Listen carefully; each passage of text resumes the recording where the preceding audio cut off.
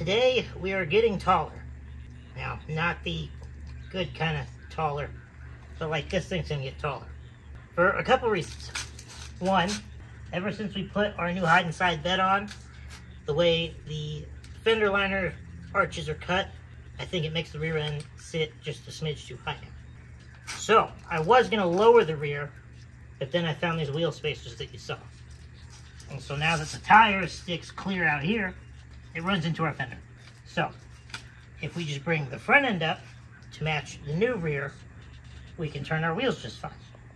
And there's a little extra something happening in this department that's changing here soon, and we're gonna need the extra height anyway. So, we are, if you come in closer here, I believe that's a 2-inch spacer that's already in there. And we have extended control arms here, and an adjustable track bar down there.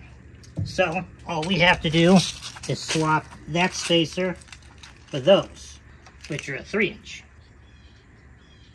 10 1/4. This side's right at 10. But given how terrible the driveway is, we can't really count a 1/4 inch against it.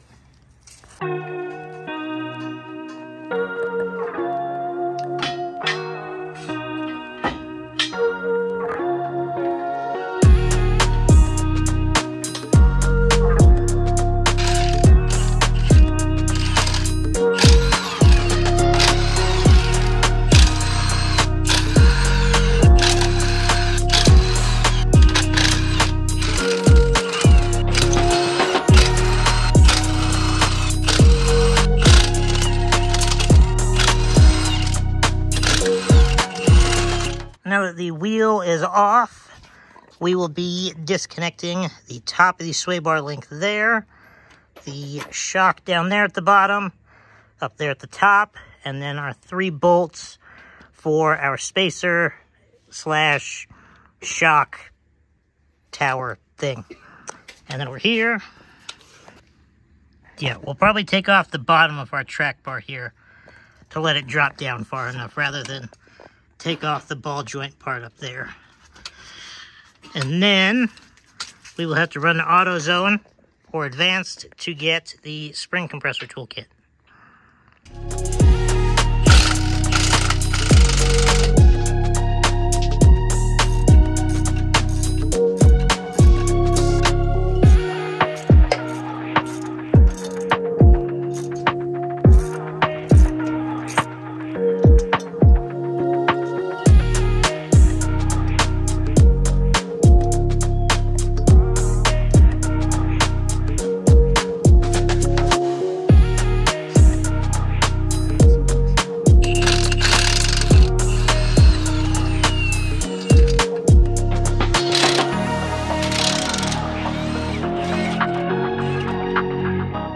We are now fully disconnected. No shock, no shock tower.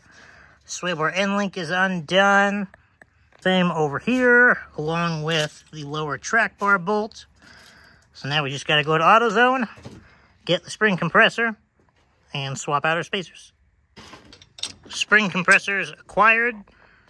Now comes the fun part.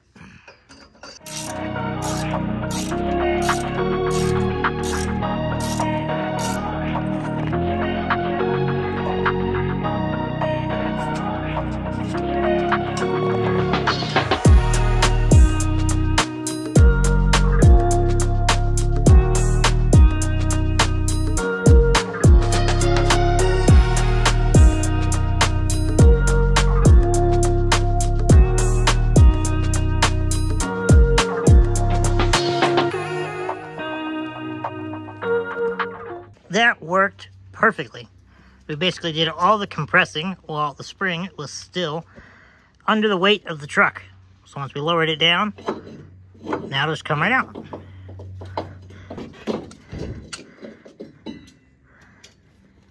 And there we have the part we're replacing.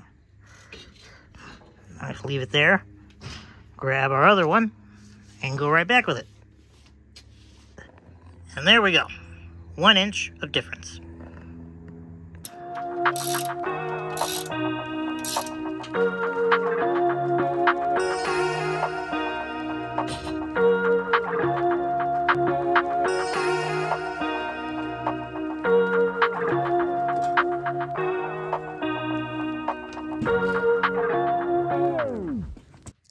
were going really smooth right up until they weren't.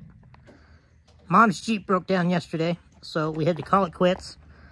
And then we dropped the driver's side coil, and the spring compressors moved. Luckily, they didn't explode off of it and somebody get hurt. But they moved, and so then that took like 30 to 40 minutes to get undone. And then it took us almost an hour this morning to get the driver coil in, because the axle wouldn't drop down near as far as it did at the passenger side. But we now have that done. We have now ratchet strapped the axle and fought with that for another 30 minutes to get the stupid track bar bolt in. And we are now rolling again. Now, I guess we're going to get our shocks dropped in each side. Bolt our sway bar links up. And, that should be it. Well, no, we'll have to probably adjust the drag link down there for the steering wheel when we get there. But as far as putting the level spacers in, shocks, sway bar links, and we should finally be done.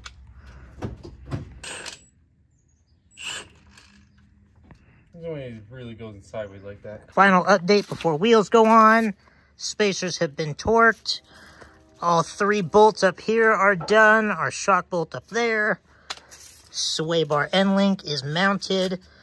We got the lower, there it is, shock bolt there. And on this side, spacer retorqued, sway bar mounted, top shock area and tower, and our lower bolt. Now we just got to get the wheels on it, drop it fully down on its own weight, and then readjust the steering wheel. And there we have it. That front end is clearly sitting higher. And so far, very pleased. Its worst angle is always from right here. That front tire to fender gap was so much smaller than the rear one. Well, not like massive amounts, but enough to make it very noticeable in my opinion. Before, we measured right about 10 inches. Let's see. Now we got right at 11 1/4. Also, dead on at 11 1/4 inches. So there is still a possibility that this all settles down just a smidge more to put us at a true 1 inch. But as it sits right now, we got 1 1/4 out of our 1 inch larger level spacer. Now I'm going to pull it forward and back a couple times, make sure our wheels are dead straight, because currently they're tilted just to the left. Then we will adjust our steering wheel. And in my particular case, I could have sworn the passenger wheel was always stuck out just a smidge farther than the driver. And given that we're going up, that would make the track bar steeper, so it should bring it over just a smidge. Since we're only going 1 inch, we might, in my case, get away without needing an alignment. But usually when you raise the front end, you will need an alignment, so you'll just have to see what happens in your situation.